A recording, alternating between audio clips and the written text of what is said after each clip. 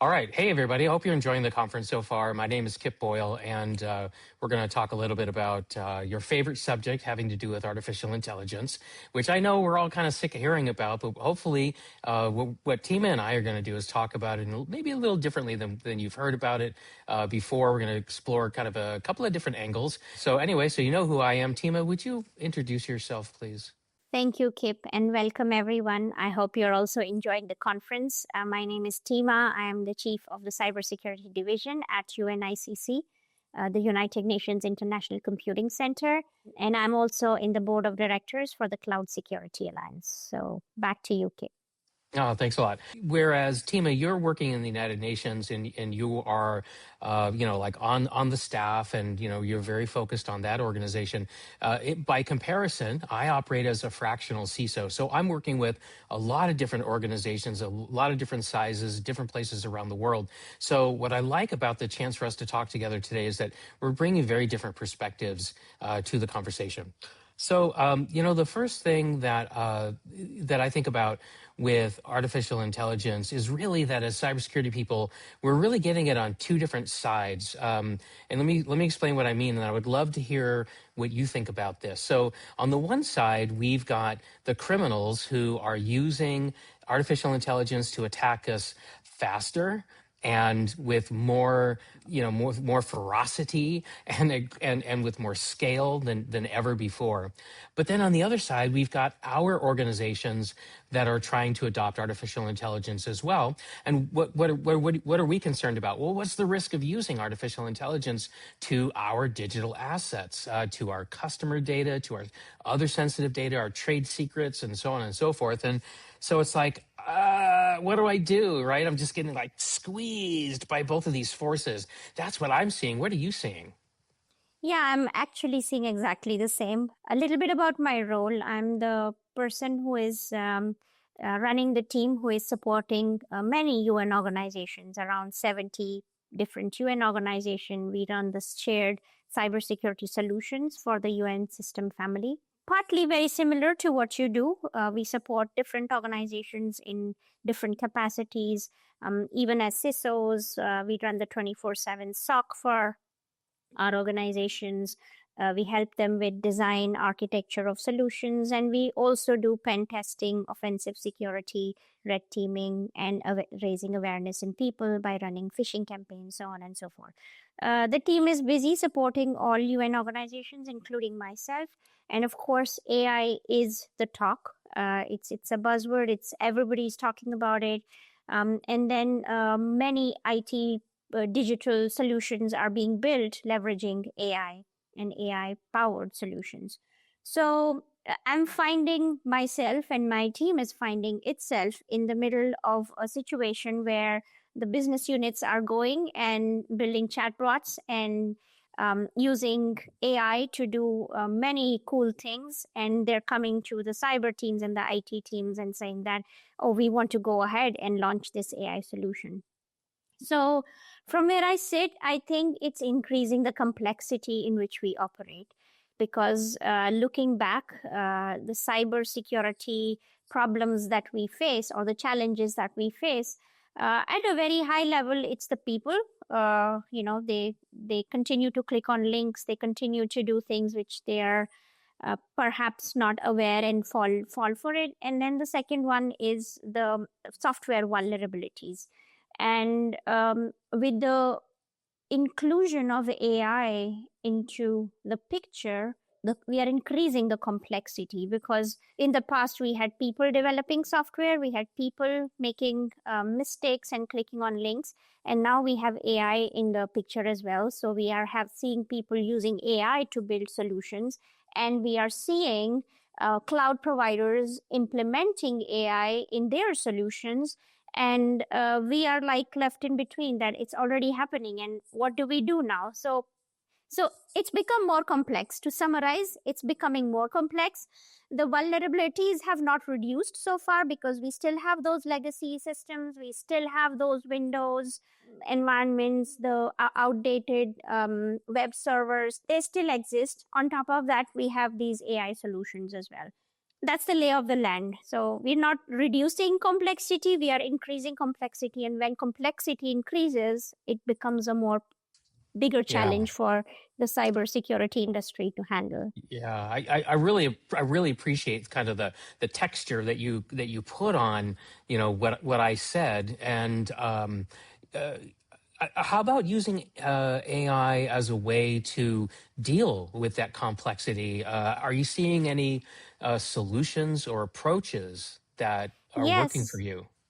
I think we as the cybersecurity community need to embrace AI to deal with this complexity, because it is outpacing our capacities to handle it.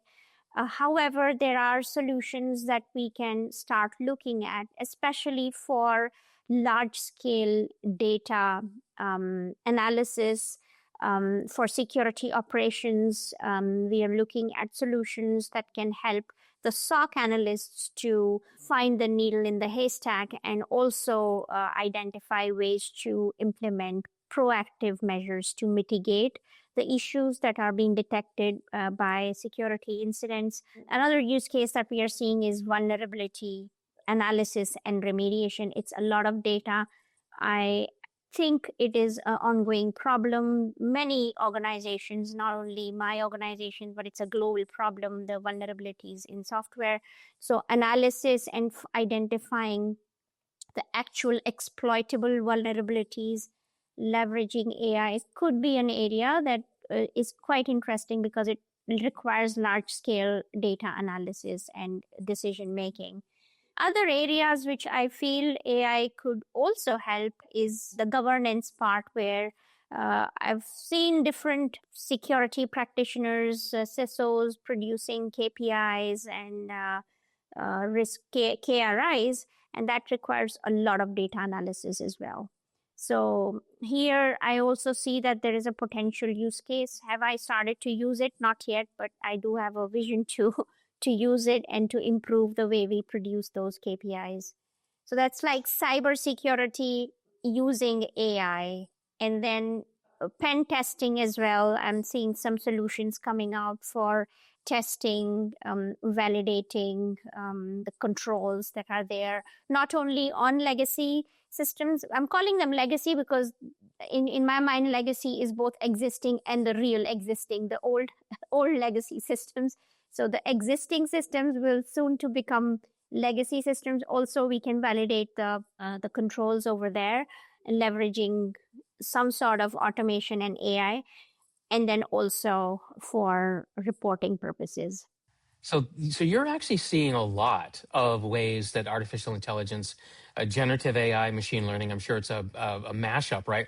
But a lot of capabilities showing up in solutions to help you deal with this compression, right, coming at us from both sides. Yes. I think that's fabulous. You said something a moment ago that I want to touch on because I'm seeing this as well.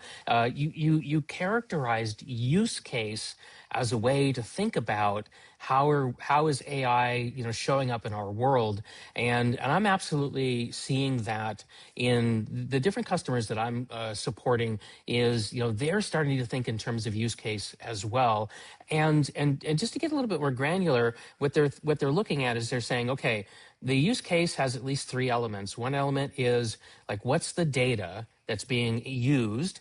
Another element is, okay, well, what tool are you going to use that data with? What AI Mm-hmm. tool? And then the third is like, well, what's the business problem that you're trying to solve? And if you look at those three, what we're finding is that depending on the answer you get, it's, the overall situation about, well, it's too risky to do that, or Yeah. no, it's not too risky to do that. That those three factors seem to be a good way to assess the overall riskiness of a particular thing that somebody wants to do. Now you're nodding your head, I Yes. think you're agreeing, yeah? I fully agree with that, because we are engaging. We are trying to do some projects where we can build use cases to do cybersecurity better. And of course, we don't want to use production data, for example, from our real incidents or our real dashboards or SOC to train AI because we don't know where the data goes. However, it's an interesting problem because if you are not able to train the AI on real data, then you're not helping the AI as well. So what we are doing is we are trying to see if we can find public sources of similar data that can be used to achieve our goals, and then see if we can then extrapolate the AI that we've been using into our real production environment. But that's really a very important thing. The fact that your confidential information could be used or accessed by public AI solutions, and then how is that data protected when the public is actually querying the public AI solution? Will your data start popping up your confidential data start popping up in public sources? So definitely. Yeah, confidential data, regulated data, trade secrets, proprietary information. But there's another dimension to this too that recently popped for me, which is I believe the New York Times initiated litigation against OpenAI for copyright violation. I think was the issue. Yes. But essentially, right now we've got this legal disagreement. Well, the judge in the case actually ordered OpenAI to retain queries and responses. And so, because there could be discovery, right? There could be evidence in there. And so even though that data is not being used to train their model, it is now being, potentially exposed to litigants and could be entered as court records, as evidence. It might be available to people that we never have even thought, could see it before. So there's all kinds of unintended consequences going on here. And you really have to pay attention in order to fully understand all the risks in play. Now, so it sounds like you saw that. Yeah. We haven't seen that, but this is a risk that we have been tracking. I'm just trying to put it in the right context, that this is definitely a risk that we have been thinking of and following and tracking in every solution that we assess. Another area which I think is very interesting is threat intelligence, because that's definitely an area of high analysis of different sources of data and what data is actually of your interest and what data actually is meeting your organization's interest is another area which I think AI can be helpful for. I want to shift the conversation a little bit about this idea that AI is helping the cyber attackers to, come at us with more frequent attacks, higher quality attacks, multi-channel attacks, and so forth. There was a really interesting report that came out recently from Unit 42 that describes some of the things that they'd been doing in their laboratories, just to kind of see what are the possibilities. And one of the things that they were able to do is they were able to take a ransomware attack that ostensibly required 2 days to pull off, and they were able to compress it down to 25 minutes. So Wow. I think that's a really interesting sort of insight into, just how we can expect the velocity of attacks to increase. And so one of the things that I'm thinking about these days is how speed is the new firewall. Right? So they're getting faster. We need to get faster. Now, it's easy to say speed's the new firewall, but what does that really mean, Kip? Nice little catchphrase, but what do we actually do? And so I wanted to just take a moment and just share with you what I think, one of the things that could mean. Well, even though AI is being used to accelerate the attacks, guess what? They're still being mostly conducted according to very well-known tools, tactics, and procedures, right? So we talk about the kill chain, and hey, if we can just break one of the links in the kill chain, then the attack falls apart or it never happens. And I still think that's a valid approach. It's just that we have to find a way to use artificial intelligence to make everything go faster on our side so that we can keep up with what's happening. Now, I'm not sure that there's solutions out there that that we can purchase that will help us do that. But what do you think of just that idea? And what are you seeing? So again, it's very interesting to discuss this topic, because If you look at the recent threat landscape reports that are published not only by ENISA, but UNICC also publishes a threat landscape report. And in that, we still see phishing as the single most used attack vector, first initial attack vector. And those awareness trainings where we used to say, look for grammatical errors, look for spelling mistakes. Now AI is at disposal. You can write very good sentences, very good English, and produce highly customized and tailored phishing emails leveraging AI just based on open source information about a person and target the person. So I fully agree, speed is of essence. But for the defense, it's still our people who are clicking on the links, right? Mm-hmm. I mean, I wish there is some AI solution which we can embed in people's head, which will prevent their fingers from clicking on links. Yeah, wouldn't that be nice? Get a neural link in nice? their a brain implant. Like that. Okay, that jokes apart. But that's like still the biggest problem, right? People are falling for these scams, and the scammers are using and accessing this technology at their disposal much better than the defenders do. And the defenders in this case is a huge audience. It's not just the technology people or the cybersecurity people. It's also the users who are using the technology. Raising awareness in all audiences. I think the education sector needs to step up. Different sectors need to see how they can raise awareness in their users about the use of AI and the misuse of AI, even more important, because there's different attack vectors that can be used against the users of technology solutions leveraging AI. Phishing is just one of them. Vishing, scams. Now it's so easy to make deepfakes. It's so easy to make it. How do we make sure that the users are aware of the issues and to detect and not to fall for these scams? So speed is of essence. I fully agree, but there is more to be done on the defender side to raise the awareness. Yeah, I think that's right. And, I want to comb over this territory just a little bit more because I agree with you that, the culture is going to become more and more important. And what I mean by culture is, well, this is just the way we do things here, right? And so it should become normal that one of the things that we do here is when we get a weird request to move money, we stop and we verify that. We don't just hop to getting that task completed. We slow down and we follow a procedure that says, hey, you need a 2-person verification because this is a really strange request, right? So I think culture, process, training, but I want to say too that I think there's actually a lot that can still be done in the technical realm.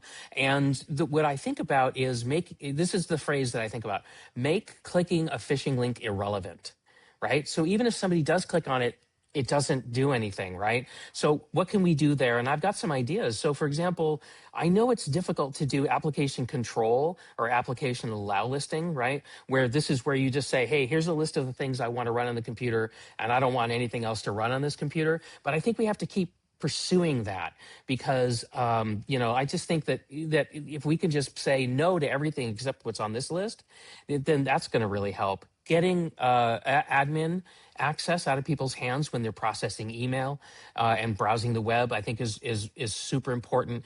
Phishing resistant multi-factor authentication is really, really important. So I think all those things, for example, will help really achieve that idea of, hey, you click on that link, you shouldn't have, but it doesn't matter because that malware can't function and that password that it stole from you without your MFA, phishing resistant MFA, it's not going to let them into your account. So anyway, so I really think it's those 3 layers, right? Just to recap, the technical, the human training, and then the culture and process. Very true. And I think I've been in the cybersecurity industry for quite some time. And with the adoption of cloud, before that, we were all on-prem. Now we have AI. Still, the cybersecurity basics can prevent very complex security incidents. And we fail as a industry, as a technical user, to embrace the basics of cybersecurity.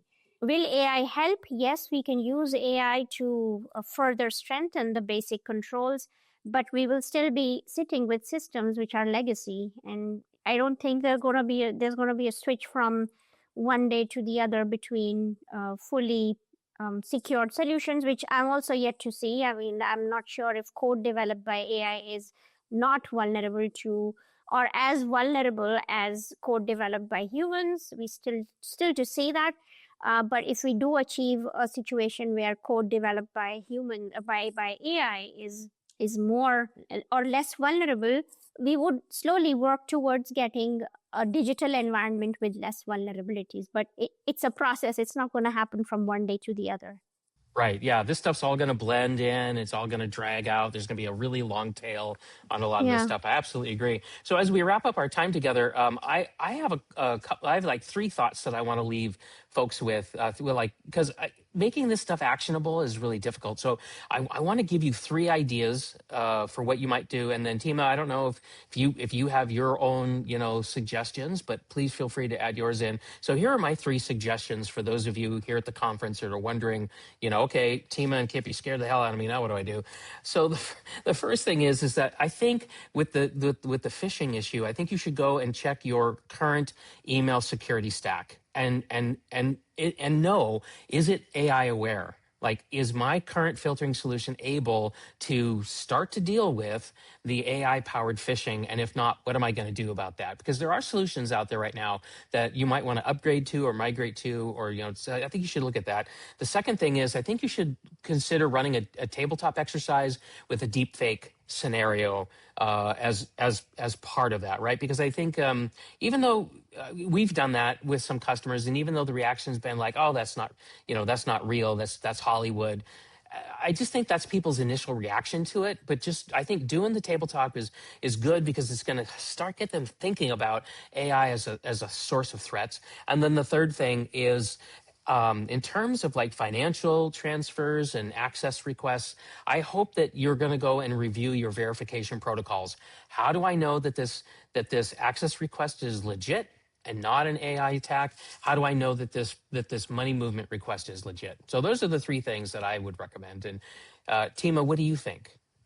So from my side, I would say every one of us, we need to start becoming the champions of AI. We need to understand how AI works. What is an AI agent? What are these MCP servers? All the technology that is coming towards us. We need to become an expert in them, and we need to start embracing and championing it. So don't say no. Actually, try to KNOW. No, know how can we learn more and help our users, because they're going faster than us, and there is no way of saying no. We just need to help them. So that's the first one. The second one from my perspective is that everything that you do from a cybersecurity perspective, think how I can use AI to make it better and do more with less, because with AI, you are able to achieve basic things which you were not able to do before. So these are the two things that I'm myself trying to implement and trying to push my own teams to do. But if there are more, share, we need to be good in sharing the good practices that we all follow. Yeah, I think we're already a great sharing community. Look where we are right now. We're at this great conference. Yes. So let's continue to share. Well, I think we're out of time. Tima, thanks for coming in and talking about AI security. And we hope you all have a great rest of the conference. Thanks for listening. Thank you. Thanks, everyone.